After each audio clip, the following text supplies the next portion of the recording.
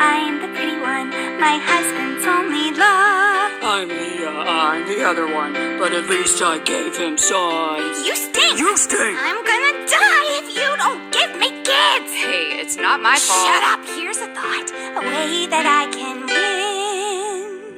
Here have my servant shall give birth on my behalf. Oh, look, 2 sons and finally one. Oh, Leah, it's not so bad.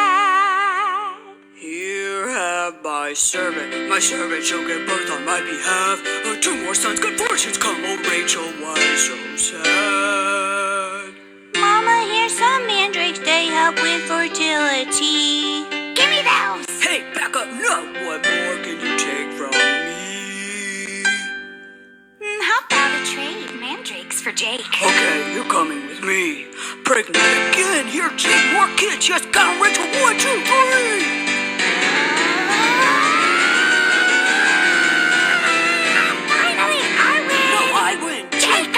What do you think?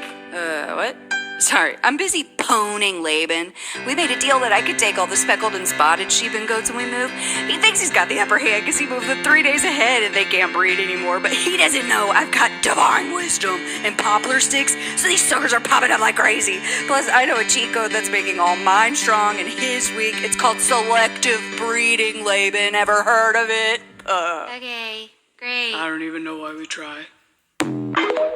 Now that was an awesome breakdown in song fashion of the story of Jacob and him being told by his mother that she doesn't want him to do like his older brother and marry one of these Hittites or Canaanite women, but to go off and marry one of your first cousins because you want to keep it in the family.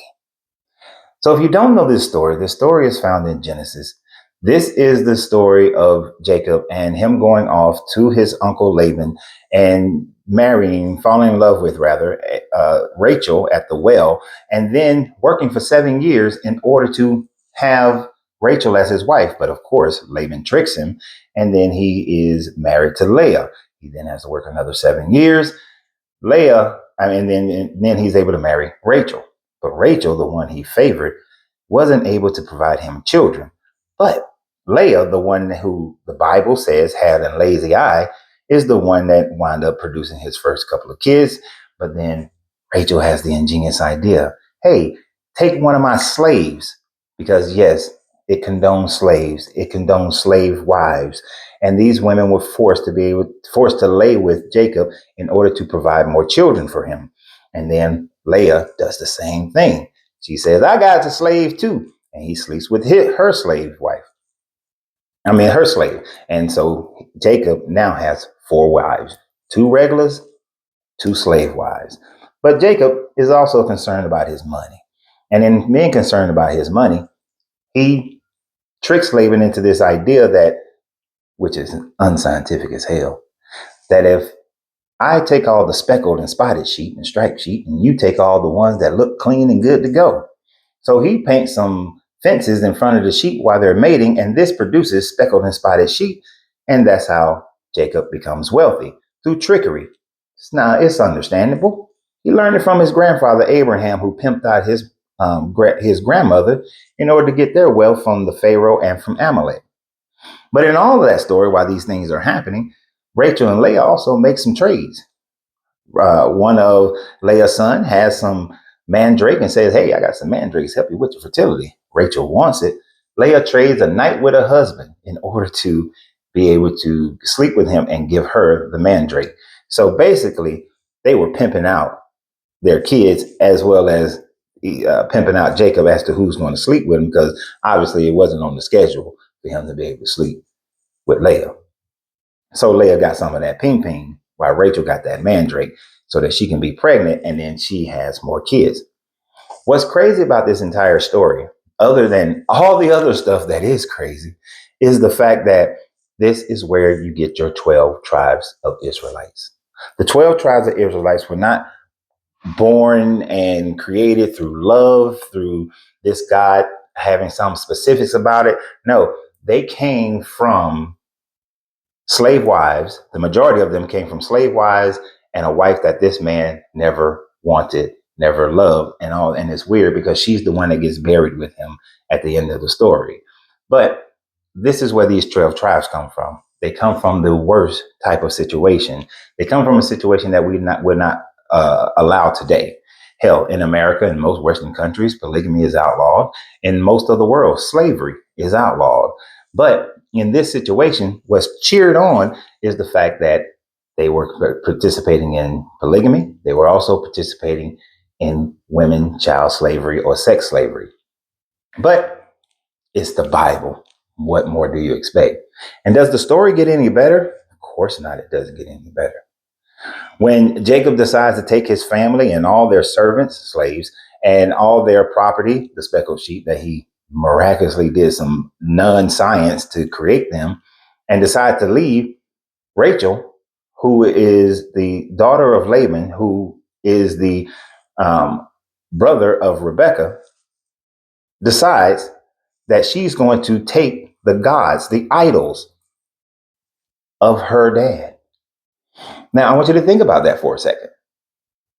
Laban is not worshiping the Yahweh God by which the family of Abraham supposedly are worshiping, because remember, Abraham separated himself from his Sumerian Canaanite family and was worshiping one God, but she sent him to go be with somebody else, not because they worship that God.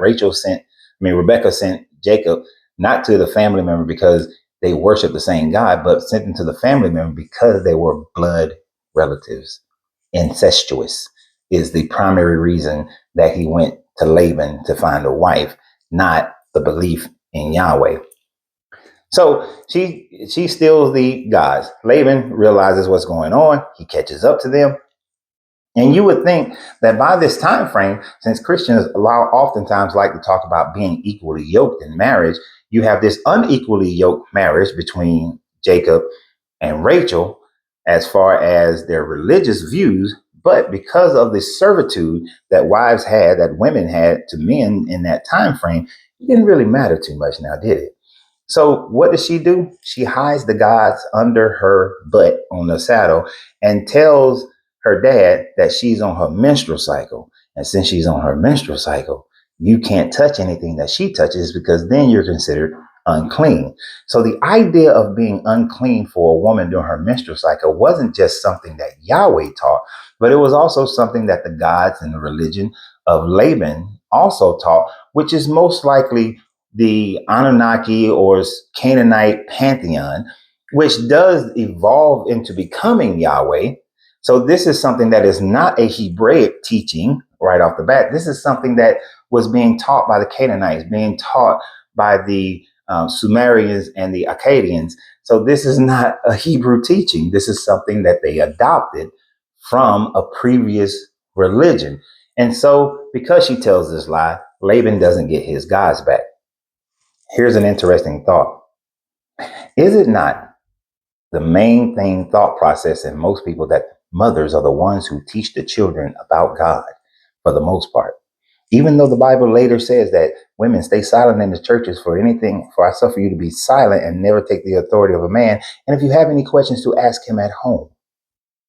You see, this is another one of those stories that if women were actually reading this book and understanding this book, they would walk away from this book and thereby walk away from this fairy tale religion. But no, instead, people try to make it fit, try to look at Jacob as this great person because he wrestled with God and God changed his name to Israel. And the 12 tribes of Israelites come from Jacob. Yeah, they come from Jacob and his slave wives. They come from Jacob and his forced wife of Leah. And they come from his conniving ass wife of Rachel. This is the parentage of the so-called 12 tribes of Israel, which I am so thankful that I am not a part of. Not that my ancestors had a great religion that I should go follow, because I'm not following the West African religions either, but I'd rather follow theirs instead of following this slavery, mistreatment of women religion that you have that in the Bible. So what do you guys think? And always remember, you have to free yourself to be yourself because your greatness is non-negotiable. Good journey, good vibrations.